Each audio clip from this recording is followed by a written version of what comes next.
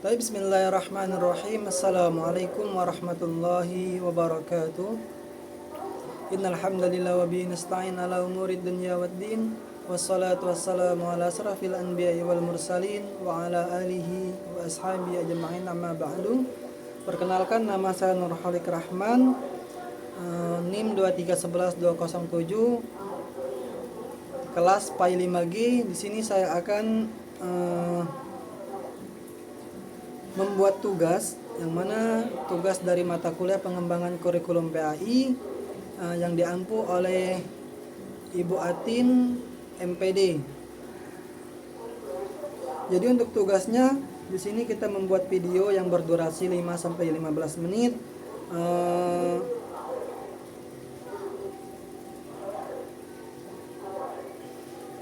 Jadi pada kesempatan kali ini saya akan menjawab 2 pertanyaan terkait dengan faktor penyebab pergantian kurikulum PAI di Indonesia dan bagaimana pergeseran kurikulum tersebut berpengaruh terhadap saya sebagai calon guru pendidikan agama Islam. Untuk nomor yang pertama, faktor penyebab pergantian kurikulum PAI.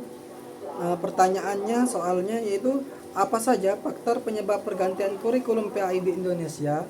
Apakah perubahan tersebut didasarkan pada kebutuhan peserta didik atau hanya sekedar mengikuti arus kebijakan formal? Jadi menurut saya ada beberapa faktor penting yang menyebabkan pergantian kurikulum PAI, yaitu yang pertama, perubahan sosial, budaya, dan teknologi. Masyarakat kita terus berubah, perkembangan teknologi digital, pengaruh globalisasi, serta perubahan gaya hidup generasi muda menuntut kurikulum agama yang lebih relevan. Pendidikan agama tidak cukup hanya menekankan hafalan, tetapi juga harus membantu peserta didik menghadapi tantangan moral di era digital. Faktor yang kedua yaitu kebutuhan peserta didik. Anak-anak sekarang membutuhkan pembelajaran yang membuat mereka mampu berpikir kritis, kreatif, dan bisa menerapkan ajaran Islam dalam kehidupan sehari-hari. Dengan kata lain, mereka tidak cukup hanya tahu teori, tapi juga tahu bagaimana cara bisa mengamalkannya. Yang ketiga, kebijakan pemerintah dan standar global. Pergantian kurikulum juga dipengaruhi oleh kebijakan nasional dan standar internasional, misalnya adanya tuntutan 21 SD Century Skill seperti critical thinking, creativity, collaboration, dan communication. Kurikulum PAI juga harus mengakomodasi hal tersebut supaya pendidikan agama tidak tertinggal dibanding pelajaran lain. Yang keempat, kebutuhan dunia nyata. Tujuan pendidikan agama adalah membentuk manusia yang beriman, berakhlak mulia, dan siap menghadapi kehidupan nyata. Karena itu, kurikulum harus selalu dievaluasi agar sesuai dengan tuntutan masyarakat dan dunia kerja. Untuk kesimpulannya yaitu perubahan kurikulum PAI tidak hanya sekedar ikut arus kebijakan formal, tetapi memang didasarkan pada kebutuhan peserta didik dan tuntutan zaman. Jadi pergantian kurikulum itu wajar, bahkan penting agar PAI tetap relevan dan mampu mencetak generasi yang islami sekaligus adaptif. Nomor 2, pergeseran kurikulum PAI dan dampaknya. Pertanyaan kedua adalah bagaimana Anda melihat pergeseran kurikulum PAI dari hafalan ke orientasi kompetensi, lalu sekarang menuju pembelajaran yang bermakna, menyenangkan, dan mendalam. Apa dampaknya terhadap Anda sebagai calon guru PAI? Menurut saya, pergeseran kurikulum ini sangat positif. Dulu kita menggunakan orientasi hafalan. Pada masa sebelumnya, pembelajaran agama lebih menekankan hafalan ayat, hadis, doa, atau teori. Itu memang bermanfaat, tapi kelemahannya siswa sering pasif dan hanya fokus mengingat tanpa memahami makna yang mendalam. Yang sekarang yaitu orientasi kompetensi. Kurikulum menekankan sikap pengetahuan dan keterampilan. Jadi siswa bukan hanya hafal ayat tentang jujur, tapi juga dibiasakan berperilaku jujur dalam keseharian.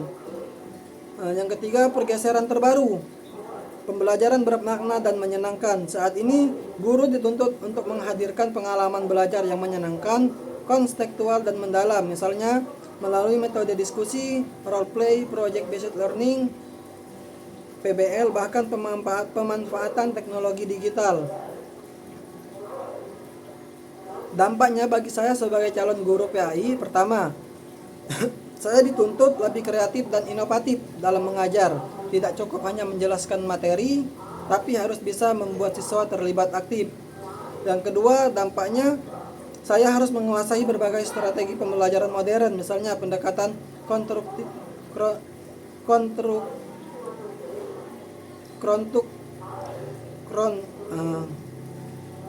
Terus yang kedua, saya harus menguasai berbagai strategi pembelajaran modern, misalnya pendekatan konstruktivistik, problem based learning, atau integrasi multimedia. Yang ketiga, perubahan ini membuat saya lebih termotivasi untuk menjadi guru yang tidak hanya mentransfer ilmu, tetapi juga menjadi teladan akhlak bagi peserta didik. Dengan begitu, saya melihat pergeseran kurikulum PAI sebagai peluang besar. Ini bukan sekedar tantangan, melainkan kesempatan untuk benar-benar menghadirkan pembelajaran agama Islam yang relevan dengan kebutuhan generasi saat ini.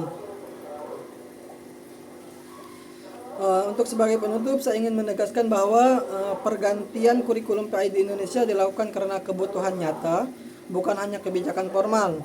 Pergeseran dari hafalan menuju kompetensi, lalu ke pembelajaran bermakna adalah proses positif yang harus kita sambut dengan baik.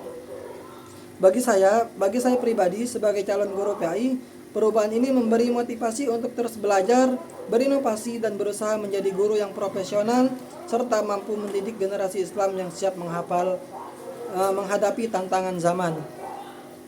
Mungkin sekian dari saya, kurang lebihnya saya mohon maaf. Kepada Allah saya mohon ampun. Akhirul kata, wabillahi taufiq wal hidayah. Wassalamualaikum warahmatullahi wabarakatuh.